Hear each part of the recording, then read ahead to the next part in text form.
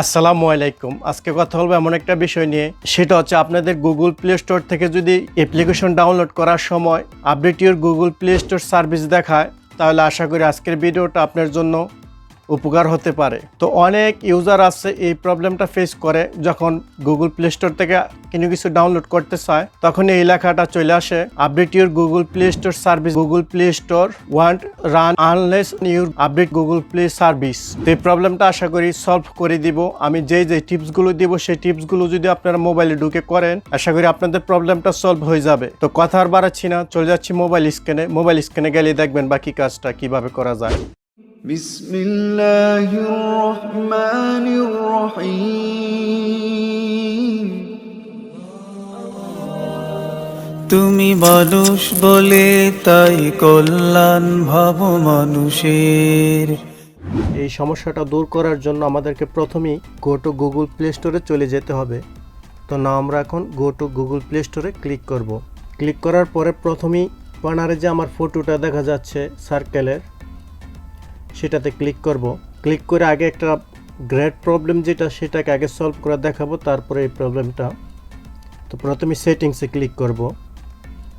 সেটিংসে ক্লিক করে আপনারা যদি এই যে দেখেন 2 নাম্বার যে সেটিংসটা আছে, নেটওয়ার্ক প্রেফারেন্স, এখানে আমরা ক্লিক করব। ক্লিক করে এটা দেখেন অটো আপডেট অ্যাপস, এটা মাস্ট বি আপনাদের জানা থাকা লাগবে এটার উপরে। তো না, আমরা এখন এটাতে ক্লিক করব।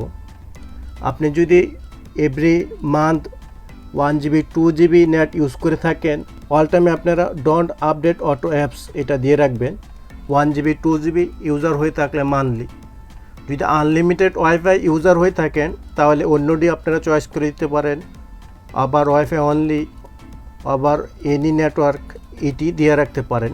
বাট আপনি যদি 1 GB 2 GB 5 GB তার নিচে ইউজার হয়ে থাকেন মান্থলি, তাহলে সর্বদা এটা দিয়ে রাখবেন ডোন্ট অটো আপডেট অ্যাপস। এটা দিয়ে রাখলে অটোমেটিক আর আপডেট হবে না, কারণ এভরিডে আপডেট দেয় সকল অ্যাপ্লিকেশনগুলো আপনার ডিভাইসে, তো এই কাজটা করবেন না। এখন আমার মেন টপিকে চলে যাচ্ছি, আবার ব্যাকে আসবো।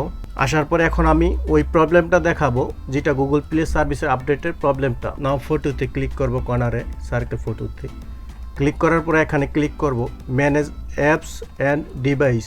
ক্লিক করার পরে নিচে দেখেন 2 নাম্বারটা আপডেটস অ্যাভেলেবেল অ্যাপস, এটাতে ক্লিক করব। ক্লিক করার পরে এখানে যেসব গুগল প্লে অ্যাপ আছে সেই অ্যাপগুলো আপডেট দিয়ে দিতে হবে আগেই। আপনি যদি ইন্টারনেট ইউজার হয়ে থাকেন, প্রতি মাসে একবার হলেও গুগল প্লে যে অ্যাপসগুলো আছে গুগল প্লে সার্ভিস আপডেট দিবেন। যদি আপনি ইন্টারনেট নাও ইউজ করে থাকেন, কম ইউজারও হয়ে থাকেন মোবাইল ডেটা, প্রতি 3 মাস পর পর গুগলের যে অ্যাপসগুলো আছে Google Chrome, Google Gmail, Google plus, Google play service update এবং গুগল প্লাস, এগুলো আপডেট দিয়ে রাখবেন। প্রতি 3 মাস হোক 5 মাস হোক, মিনিমাম 1 বছর পর হলেও আপডেট দিয়ে রাখবেন। আর গুগল প্লে সার্ভিস এটা মাস্ট বি আপডেট দিয়ে রাখতে হবে। Google play service, Google play store AR, এগুলো আপডেট দিয়ে রাখতে হবে আপনাকে। আর যদি ডাউনলোড করার সময় এই প্রবলেমটা আসে, অবশ্যই আপনারা ফুল ফ্যাক্টরি রিসেট করে একদম সব ডিলিট করে তারপর আবার ট্রাই করতে হবে জিমেল দিয়ে লগ ইন করলে।